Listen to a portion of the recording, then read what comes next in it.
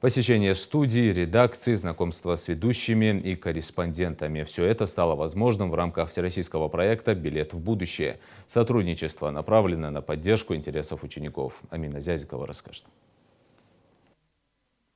Доброе утро всем, кто встречает его вместе с нами. Вы смотрите программу «Утро».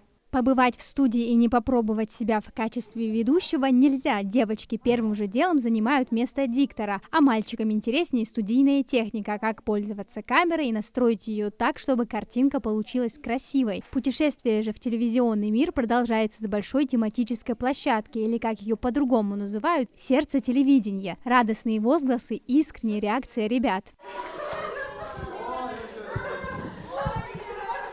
Впечатляющая картинка, чисто новостное пространство, возможности, вдохновляющие на создание интересного и качественного контента. Экскурсия продолжается в новостной студии. Сейчас здесь сотрудников нет, так как до эфира осталось совсем ничего. Ребята исследуют каждый ее уголок. Одной из первых заинтересовалась работой ведущего Рабия Богатырева. Школьница уверенно чувствует себя перед камерой. Ее друзья и учителя не сомневаются, девочка отлично проявит себя в этой стезе.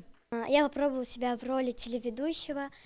Больше всего мне понравилась именно эта студия. Уже после направляются в аппаратную. Здесь выстраивают сетку вещания. Нажав не ту кнопку, можно сорвать весь эфир, и дети это понимают. Главный режиссер НТРК «Магаз» Лейла Гойгова показывает, как записывают программы. Вы видите, вот камеры, да, вот у нас включенные. Там обычно ведущий, готовясь к программе, садится и записывается. То есть он делает некоторые дубли. Режиссер здесь командует. Там, вот я тебе сейчас дам первую камеру.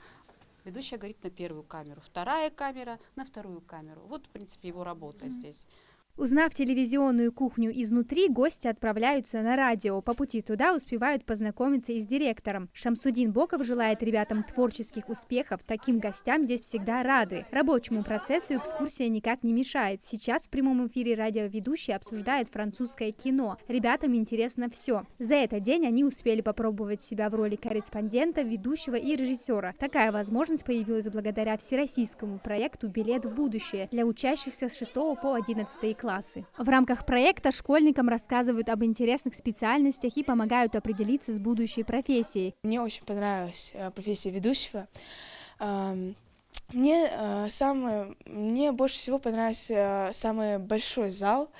Там было очень интересно, и также мне понравился вот этот зал.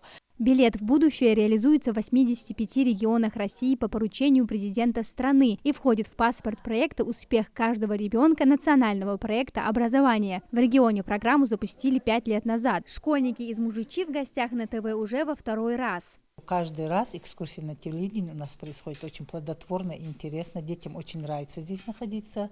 Хотелось бы выразить большую благодарность администрации телевидения за то, что они предоставили такую возможность посетить вот эту площадку.